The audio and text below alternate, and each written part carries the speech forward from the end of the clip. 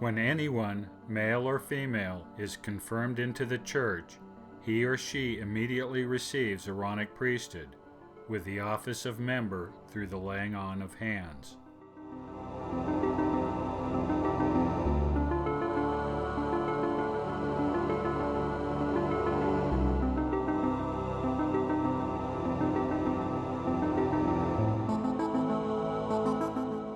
It is generally believed and taught in the church that priesthood authority must be received by the laying on of hands. However, the scriptures demonstrate that priesthood can be given in ways other than the laying on of hands. One means to give priesthood is to put on priesthood clothing. The Lord made it clear numerous times in the Old Testament that the wearing of priestly garments were a requirement for the high priest and other priests to fulfill their offices. He made it also clear that it was these priestly garments that gave the priests their authority to begin with. Before describing the specific design of the high priest's clothing, the Lord made the following statement.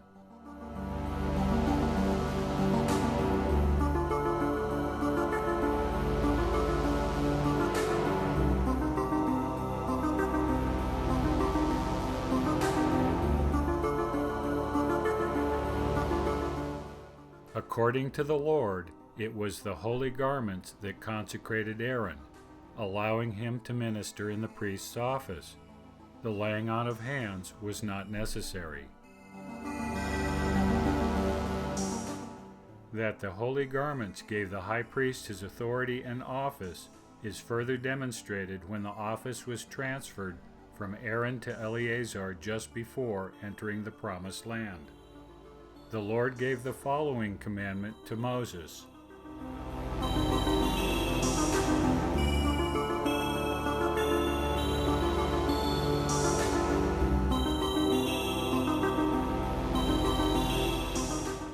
This transfer of priestly authority did not include the laying on of hands. It was accomplished by the transfer of the holy garments of the high priest. The most famous example of the transfer or giving of priesthood authority by sacred clothing is that of Elisha taking upon him Elijah's mantle or coat.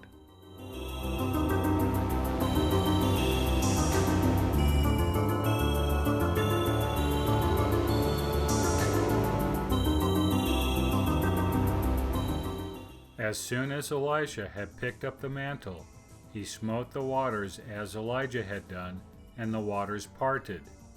The priesthood authority and power of Elijah was transferred to Elisha through the mantle itself.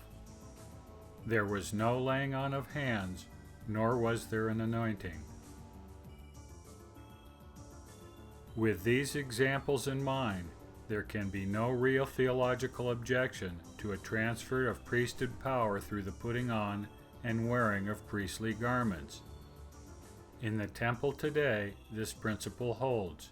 Initiates, both male and female, are given holy garments, one of which is called the robe of the holy priesthood. In the telestial world portion of the endowment, initiates are first told to clothe themselves in the robes of the holy priesthood with the robe on the left shoulder.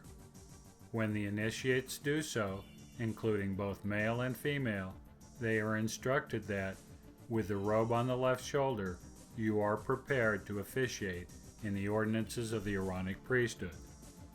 In other words, the placing of the robe on the left shoulder gives all initiates Aaronic priesthood authority. Later in the endowment, the initiates are told to switch the robe to the right shoulder, where it is explained that this is done preparatory to officiating in the ordinances of the Melchizedek priesthood. Placing the robe on the right shoulder gives the bearer Melchizedek priesthood authority.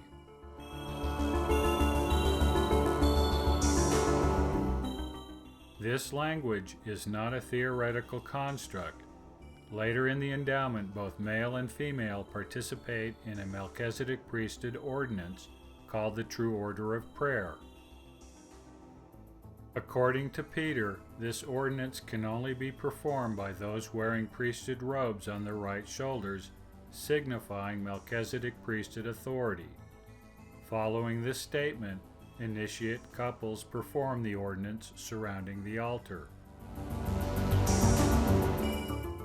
Endowed sisters, like their endowed male counterparts, use Melchizedek priesthood throughout the temple, including performing the initiatory ordinances for sisters and assisting sisters to pass through the veil.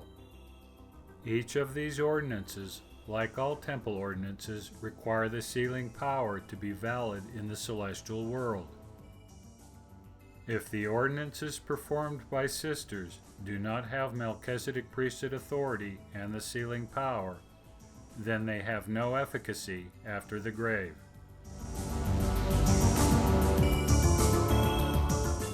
Of course, the Church teaches that all temple ordinances have been performed by the sealing power, including those for the women by women.